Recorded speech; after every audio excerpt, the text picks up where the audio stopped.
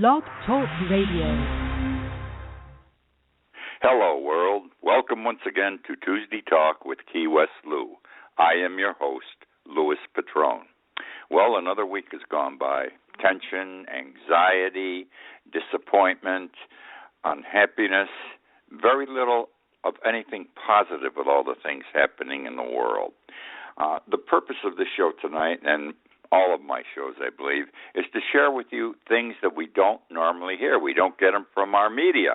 We don't get it over television, on the radio, through the newspapers and the magazines, because I take the position consistently that our media is not free to tell us everything we should hear. Media today, our news sources are controlled by corporate America. You know, like Comcast owns NBC, and I believe that we are given what news they want us to hear, not what we should hear. This freedom of the press is, we're not getting it right. It's our right. The press has the right to do things, but they also have an obligation to inform us fully and not selectively. So tonight I'm going to open your eyes, I think, with some things that you may not be aware of. We're going to start with the Euro Union tonight. Immigration is a problem in the United States. Mexico, the Mexicans are coming over the border big time. It's creating all kinds of havoc. Well, immigration is a problem worldwide today. People are escaping the Middle East. They're going into Europe because they're trying to get out of the war zones. Iraq, Syria, Afghanistan. Whole families are coming over the mountains into European countries looking for safety. We have the Eastern Bloc nations, parts of Ukraine. People are trying to escape from there. They're trying to escape the wars that still go on over there. And where do they go? They're going into Europe, to the European nations. And then there's North Africa. North Africa's gone crazy in the last several years. The Sudan and every other place in North Africa, there are Muslim wars. There are wars that are not Muslim, but the people are killing each other. And whole families are seeking to escape and are escaping from North Africa. And where are they going to go? They're going to go to France, Germany, Spain, Italy, Portugal, Denmark, Sweden. And so now all these countries who had an open door policy, or whether they did or not is immaterial, have millions of refugees. And you think our problem's bad here? At least the 11 million here are sort of living properly. In those countries, the governments don't know how to handle them. They set up refugee camps, and the refugee camps are overloaded. They don't know what to do with these people. And the people don't stay. The ones out of North Africa are trying to get to Sweden and Denmark because they understand that's the best place to be. Whether it is, I don't know. They have to go through Italy to do this. So they may be in Italy for a month or two while they're trying to get up the boot and out of Italy. And, of course, they have to watch out for the authorities who will take them into custody if they're discovered. So it's a mess over there in Europe. Well, the Euro Union, in all their divine wisdom, and I think the Euro Union sucks. It's one of the worst things that's happened to Europe. The Euro Union has come up with a solution. Yes, they have come up with a solution that was announced this past week on how to partially solve the immigration problem they face. And here is their solution. They want to pay the African countries who have refugees in any of the Euro Union nations, they're going to pay them 1 billion euros each to take back their people. 1 billion euros each to take back their people. I don't think it's going to work, but it's a novel idea. 1 billion euros each to take the people back. People who left because they were afraid of getting killed, there's wars going on, are now going to be taken back into those war zones if the governments, whatever they may be, because they change all the time, want to take the 1 billion in euros. I don't know if it's a good solution, but that's the solution. Germany, for example, has a big problem. They will take in this year in excess of 800,000 immigrants. 800,000. It's abnormal over there. It's not like that. We're in good shape here on a comparative basis. All I can say, though, is maybe we should do this with Mexico. Why don't we offer Mexico $1 billion? We already give them a lot of money. We have American factories over there. Ford builds several plants. producing cars. Why don't we also give them money now? We'll give them $1 billion or $2 billion, whatever it's going to take, and we'll give them back the 11 million Mexican or Latino families that came over the border from Mexico and are now living here. It's going to be a hell of a lot cheaper than building a wall 1,800 miles and sending our soldiers and security people to guard and watch the wall. Maybe that's the solution for this country. And if it is, it's just as stupid as the one the Euro Union is suggesting. Which now brings me to Germany. We just talked about Germany for a moment here. Neo-Nazism is on the rise in Germany, of all places. Nazism on the rise in Germany again. Nazism is being a Nazi party of any type is outlawed in Germany. They don't want to go back to the days of Hitler. Well, they should have told all the people who live in Germany, because there are people now who are members of the Nazi Party, the neo-Nazi Party. You have to understand that the enemy today, the person that's going to be blamed for everything, it was the Jews back in the 1930s. Today, it's the immigrants. These neo-Nazi groups are anti-Semitic. Don't misunderstand me. But they're really against the immigrants, because everybody's against the immigrants, apparently all over the world, including our country. And they're against the immigrants, and the immigrants of today are the Jews of yesterday. It's the best way I can put it. The immigrants of today are the Jews of yesterday. So, a week ago Saturday, there was a commuter train in Berlin. There was a mother and two children. They had recently escaped from Eastern Europe to avoid conflicts in Eastern Europe. They'd come over the border and they were living in Berlin, a mother and two children. Two neo-Nazis were on the commuter train, 36 and 37 years old. They went up to this woman and her two children and they said, and I quote, "We're the master race." Ooh, that's so familiar. We are the master race. Quote, "You're not Aryan." Ooh. And then several times, "Heil Hitler, Heil Hitler, Heil Hitler." And then they both took their, if you'll excuse me, they took their privates out, their peckers, and they pissed on the two children. Now, there are refugees set up, okay? There are refugee centers set up in Germany to take in the people from the Middle East and Africa. What's happening is they're like concentration camps, but they're not concentration camps. People have tents. They try to give them water, medical attention, food. They do the best they can. So concentration camp is not the proper term. And there are many of these refugee centers in Germany. You can imagine they're overloaded. I just told you 800,000 are expected to come in this year into Germany. In 2014, the neo-Nazis attacked 170 refugee centers. When they go in and they attack them, it's guns blazing, and these people have no guns to defend themselves. This year, in the first half of this year alone, 150 attacks have taken place by the neo-Nazis on refugee centers. So the number's increasing this year, and it's going to be much higher.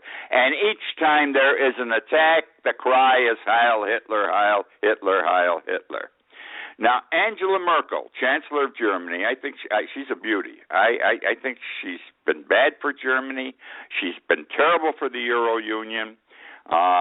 And she's the chancellor. She's been silent. This has been going on for 3 or 4 years. This neo-Nazi rise and these attacks on people, attacks on the refugee centers, and she's never said a word. She's never said a word about master race, Aryanism, Heil Hitler. These people carry the flags. They wear brown shirts. They got the swastikas on their arm. And she's never said a word till 10 days ago. And she's been criticized for this, by the way, that she never speaks up. And this past, about 10 days ago, she criticized for the first time what is happening, these attacks on the immigrants, where she has stood silent for years until now. And she said, this should be condemned. It's not right. And that basically is what she said. Now, let me tell you another reason I don't like Merkel, because I don't think she's doing a good job for Germany again or the Euro Union. She handled the Greek problem terribly over the years, because Germany is money hungry, and that means their leaders are money hungry for Germany, Merkel. They were pigs, and the Greek situation did not have to reach the point it did, nor does the Italian-Spanish situation have to reach the point they're going to soon. In any event, Angela Merkel, most people are unaware, she grew up in East Germany. Remember, Berlin. Berlin was a separate city, a segregated city, a divided city. There was a Russian zone. Angela Merkel was born, raised, and educated in the Russian zone. She thinks like a Russian. I think that Angela Merkel is Putin in a skirt. Putin in a skirt. Think about it, because she acts the same way he did. She is a female bully. Staying with neo-Nazism for a minute, we also have to be concerned in Greece. I've spent a lot of time in Greece, as you know, and I started saying 4 years ago, there's a Greek Nazi party here that's growing in power, growing in strength. I mean, I saw people being beat up on the streets of Athens 3 and 4 years ago in front of policemen by their black shirts, not brown shirts in Greece, by the way.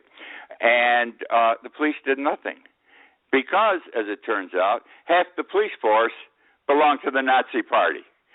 And they get away with murder, in effect. And maybe the next election or the election after, you're going to have the Nazi party in power in Greece, because when things get bad, people go to an extreme for leadership. And I'm afraid they did it in Germany in the early 1930s when they went to Hitler. They're going to do it in Greece, I fear. I even fear we're going to do something stupid and crazy in our country. And the people are going to nominate and elect Trump, who I think is just, he's a bully. He yells, he screams, he insults people. I can't see him as a good leader. I see the people following him, though, like he's a Pied Piper. And you remember what the Pied Piper did? He let all these kids into the water and they drowned. And he's going to lead our people if he gets elected like that in some fashion. Okay, we're going to move on now. I want to talk about Congress, the lovely Congress of the United States. By the way, I'm not anti-Congress. I'm not anti-anything, but I believe we should understand what is going on. Congress is the source of all money. Congress appropriates funds for us. Now, the services, the military, need money to buy guns, planes, ships. For years now, the Congress has failed to sufficiently support with money, with dollars, the United States Navy. And we never knew this. We only know it now because of things that are happening, okay? And I don't understand how this happens. Especially the Republicans who have controlled Congress, they say, well, we're for the military. And they've let the Navy down. And any naval person will tell you this. And here's what's happening. 2 prime examples. First, we have the South China Seas. The South China Seas. In the last 6 months, we have become aware that China is building islands. You heard me correctly. China is building islands in the South China Seas. Where there is no island, where there is no land, they are constructing somehow in that area airfields, tons of airfields in the South China Seas, because obviously China wants to control Asia.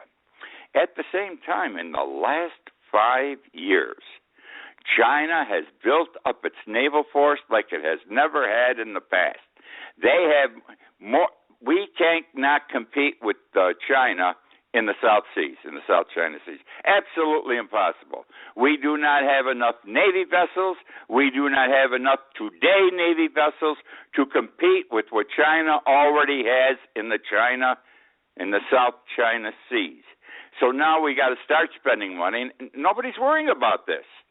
But it's out there. You got to read British papers, European papers, Asian papers.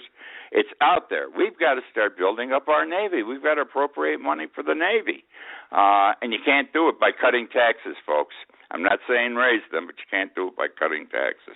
We need more money out there. We need an increased Navy budget. Let me stay with the Navy for a moment. President Obama today is in Alaska. He's up there on a global warming trip. He's going to climb some iceberg or something, which I think is fine. It makes a point because I believe there's global warming. And it just so happens that Russia has been making a lot of moves in the last 2 years, especially in Arctic waters. And they're sending a lot of ships out. They're claiming this area belongs to us, this iceberg's ours, this island, this one's ours, this waterway for so many miles around, this is ours.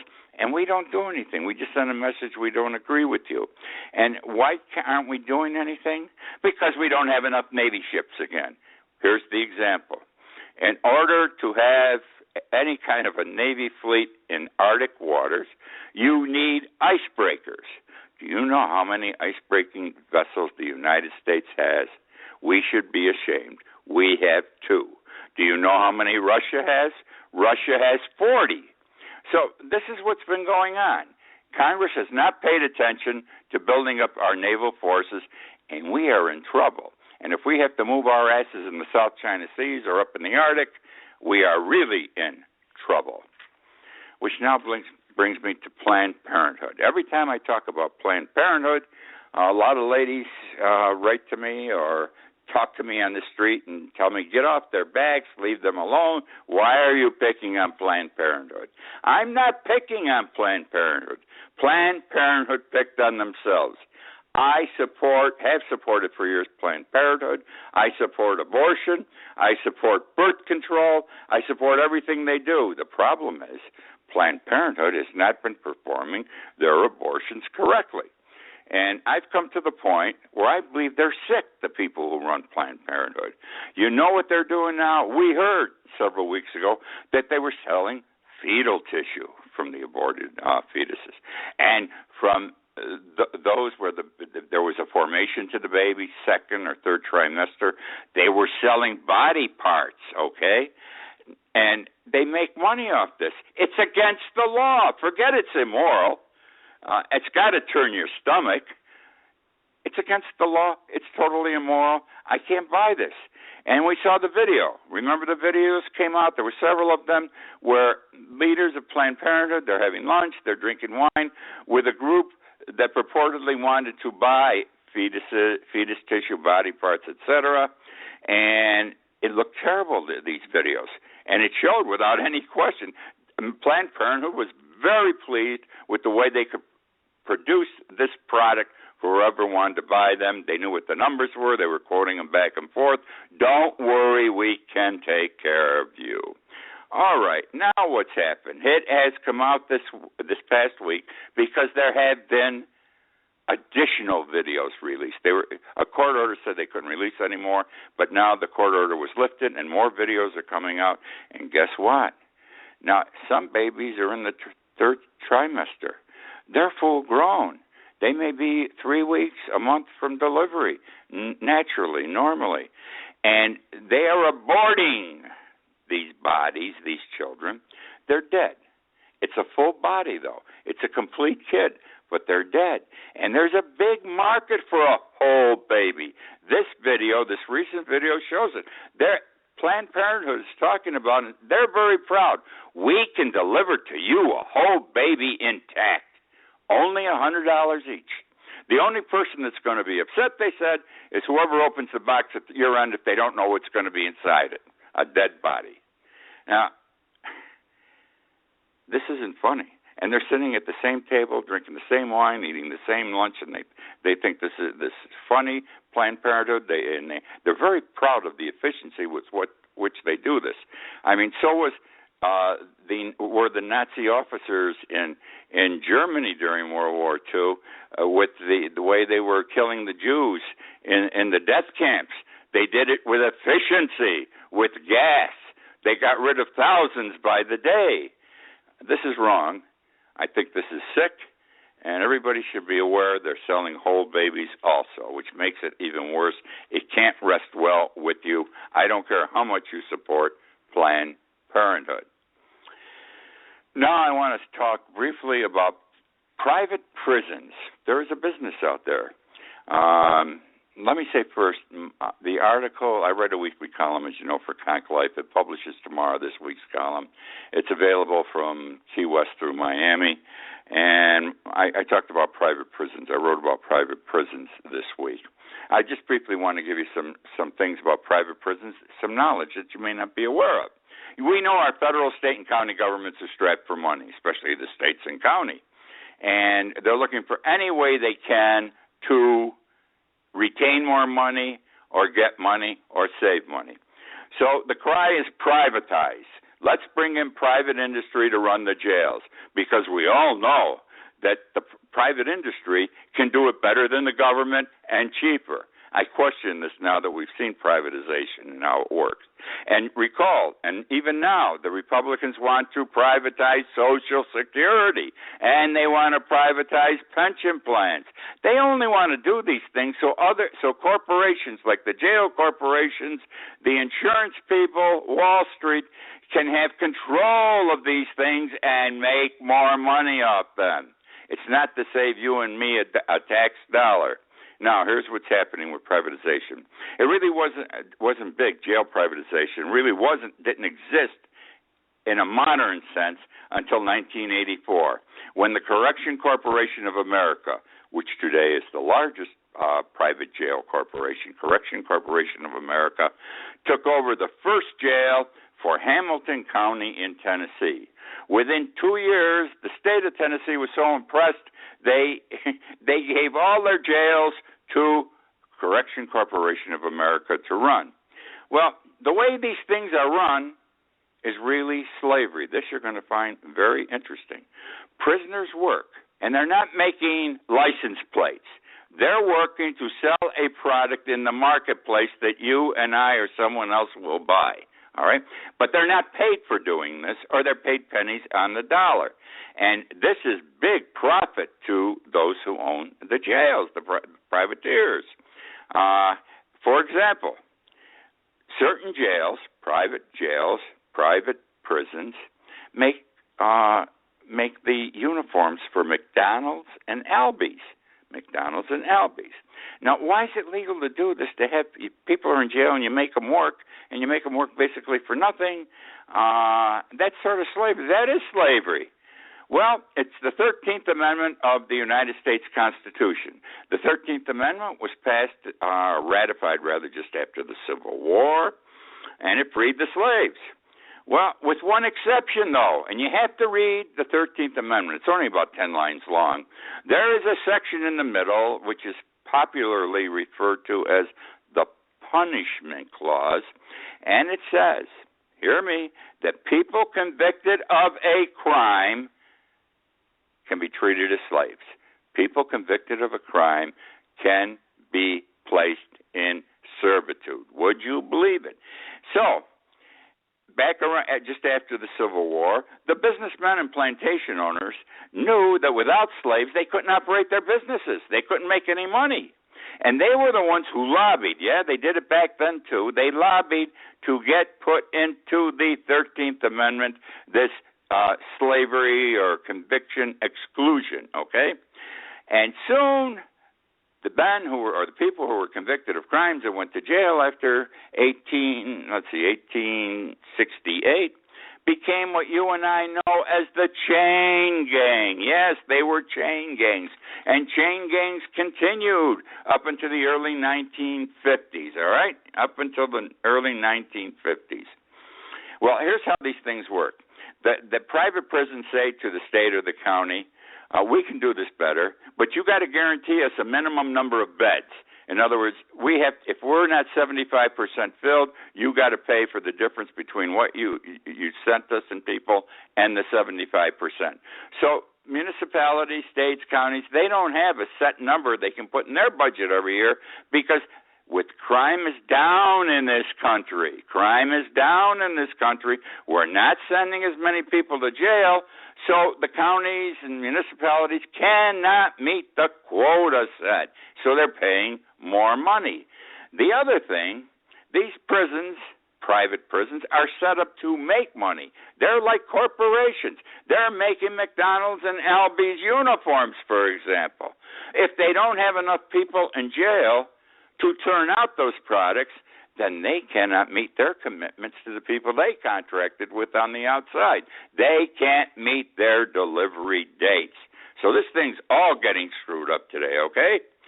To show you the money involved in this thing, it is estimated that private prisons take in $5 billion a year. A lot of money, $5 billion a year. Now, guess who started investing? In 2009, Wall Street bankers got into this big time. Remember, 2008, the mortgage industry fell apart, and we were into a recession for several years. Who caused it? The Wall Street bankers. Well, they weren't going to make money on mortgages anymore. They found something new, the private prisons, okay? And they invested big time. Wells Fargo, for example, today, Wells Fargo has $106 million invested in only 2 prisons. There's also corruption that comes with this. This is going to blow your mind. This is going to shock you. And this happened in America. A judge in Luzerne County, Pennsylvania, not even a big area, Luzerne County, Pennsylvania. This is the Scranton area. He's a county court judge. He was just sentenced recently to 28 years in jail. You heard me, 28 years in jail for bribery. Over a period of 5 years, from 2003 to 2008, he sent 4,000 juveniles, 4,000 kids to detention centers who should not have gone to the detention centers. What they did didn't qualify for incarceration. Talking back to a teacher, arriving to school too late, skipping school, okay? And he sent them to jail. And why did he send them to jail? Because the detention centers, that's a private prison, they were giving them money for each body that was sent to them and the period of time it was sent to them for. And this guy made $1 million, this honorable judge, over a period of 5 years doing this to people's children. Bad situation. If you can get a hold of my column somehow in Conk Life, read it. Now, the Middle East. I want to go to the Middle East for a minute. There's a new war in the Middle East that the media hasn't told you and me about.